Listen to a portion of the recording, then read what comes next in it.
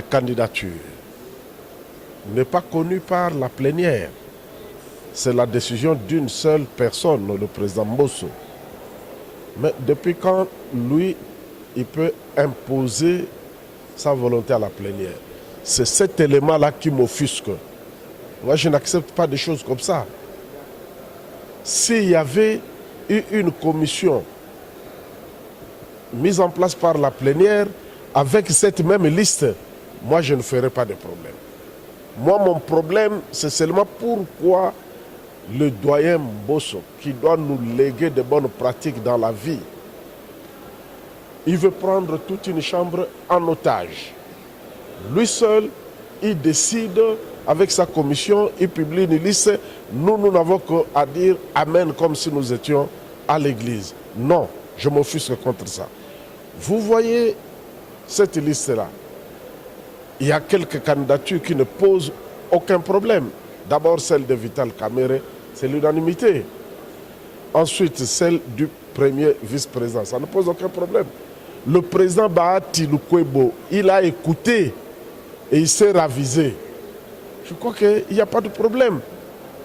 Mais pour les autres, le président Mbosso, après avoir été président de la Chambre, président de l'Assemblée nationale, vous allez devenir deuxième vice-président. Mais qu'est-ce qui se cache derrière cette candidature? Mbosso, c'est mon vieux, je n'ai rien contre lui, mais je ne pense pas qu'il soit sincère dans sa démarche. Et nous ne pouvons pas sacrifier le pays aux humeurs de quelques gens, qui qu'ils soient. Vous avez donc compris pourquoi moi, je n'accepte pas cette liste-là, parce que établie par une commission ignorée, totalement ignorée par la plénière. Nous sommes une assemblée nationale, l'émanation du peuple congolais, et la souveraineté appartient à la plénière.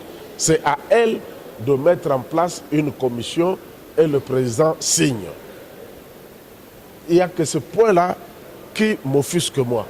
Nous sommes en démocratie, nous nous sommes battus, on a fait des marches quand les autres étaient dans les MPR, parti-État. Nous, on a fait des marches comme des étudiants. Il y a eu des morts. Aujourd'hui, ce n'est pas un problème. Le chef de l'État a voulu que nous soyons tous dans l'union sacrée. Nous nous retrouvons, mais on continue avec les méthodes dépassées, des méthodes que nous ne pouvons pas accepter du tout. Les méthodes dictatoriales. Ça ne passe pas. Et ici, je voudrais lancer un vibrant appel. Et avec tout le respect au chef de l'État, je voudrais lui demander de faire attention avec des gens qui sont venus dans l'union sacrée. Nous sommes tous venus de partout et on se retrouve dans l'union sacrée. Mais chacun a ses origines, chacun a ses tares. Il faut faire attention, sinon on va loger des loups dans la bergerie. Je vous remercie.